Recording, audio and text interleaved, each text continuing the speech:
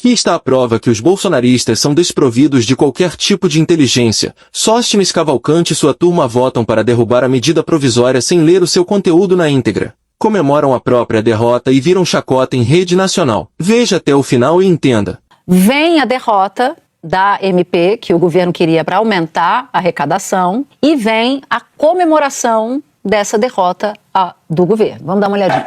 Sim, 251, não 193. Está aprovada a retirada de pauta.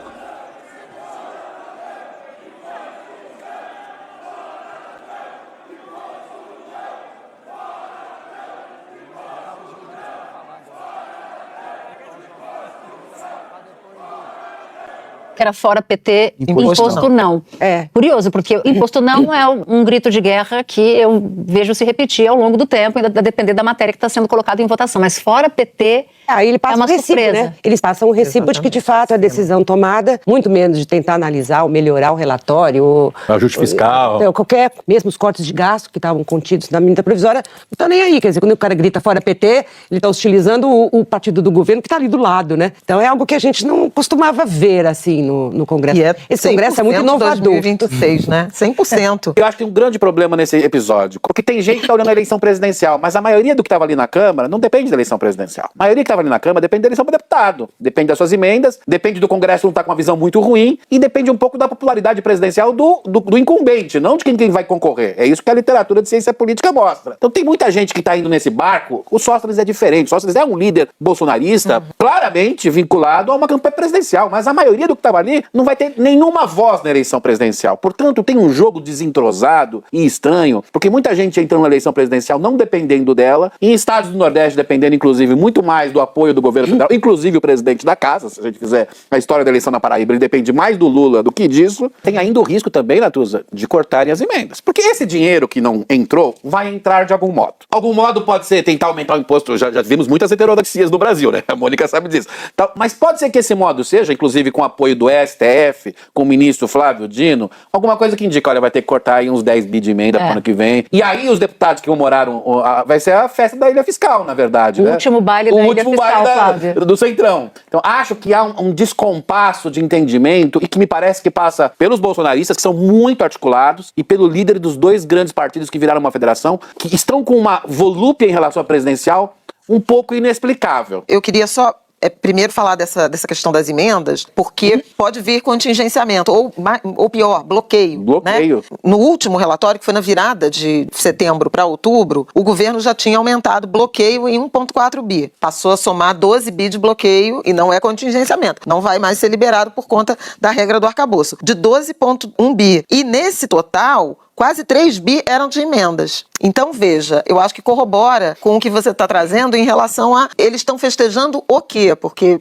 no limite, pode haver mais contingenciamento do orçamento, que, obviamente, é ruim para o governo, não é o que um governo desenvolvimentista e com os compromissos que Lula, Haddad, todo mundo assumem, agrada, mas tem contrapartida também nesse Congresso. Uma segunda coisa que eu queria falar era do Sóstenes, porque o Sóstenes tem encarnado essa agenda mais impopular da Câmara dos Deputados. Ele conseguiu ser a cara da PEC da blindagem, porque defendeu antes mesmo da votação, naquela reunião de líderes que o projeto que não existia continua não existindo, no dia seguinte ele diz, vou abandonar isso e vou ficar só com a anistia, mas ele conseguiu ser a cara da PEC da blindagem, altamente impopular, ele conseguiu ser a cara da anistia ampla, geral e restrita, também impopular e confirmada na Quest de ontem, e ele virou a cara também dessa MP que o governo entrou na disputa dizendo, estão defendendo bilionário, bet e banco. Então ele está trazendo para si e, portanto, emprestando ao bolsonarismo várias das agendas impopulares do momento. Está todo mundo, de uma maneira muito aguerrida, marcando posição. O governo teve sua chance de marcar posição e marcou muito bem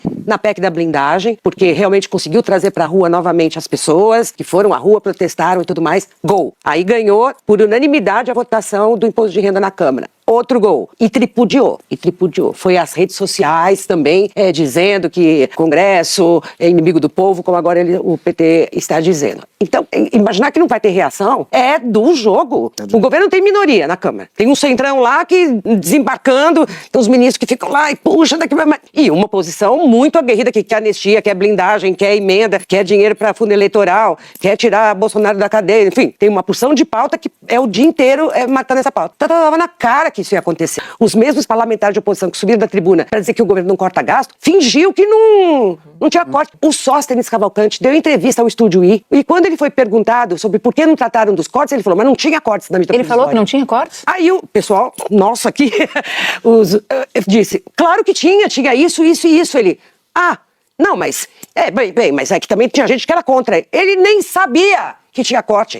E ele estava na tribuna cobrando o corte. O governo só quer aumentar impostos e não quer tocar na ferida, no cerne da questão, que é cortar gastos. Graças ao Congresso Nacional, não se aumentou mais 10 impostos no dia de ontem. A MP que foi derrubada ontem, tinha uma parte que previa corte de despesas, 15 bilhões. Por que vocês não votaram o corte de despesa? Ovaldo, primeiro eu tô tendo essa novidade aqui, que no MP, que ia aumentar impostos, ia ter corte de despesa. Eu honestamente queria até que você pudesse, se preciso, quais cortes seriam feitos. Eu desconheço. Ô líder, eram 15 bilhões com corte de programas do seguro-defeso, incluir o pé de meia dentro do teto de educação para você aplicar. Então você tinha uma série de medidas que iriam economizar, promover um corte de 15 bilhões de reais. Tinha sim, então, desculpa, deixa eu só tentar entender.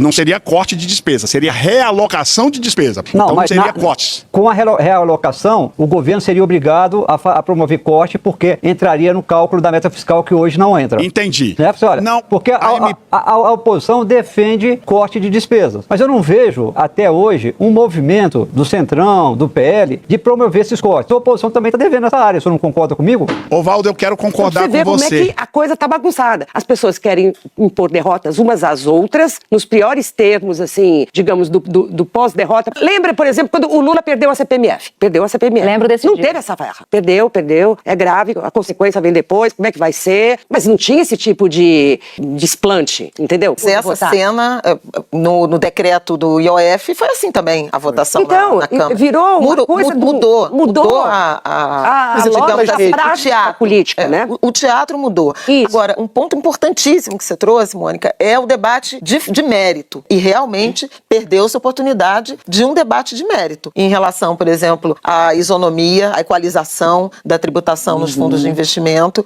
Por que é importante taxar BET? Né? Por que é importante não dar isenção para determinadas aplicações? Não houve, de fato, um debate maduro. Talvez tenham deixado correr até a antivéspera e aí realmente não deu tempo de consertar. E aí vira mesmo o embate eleitoral. Agora, eu concordo contigo. Perderam todos. Não me parece que houve um ganho evidente.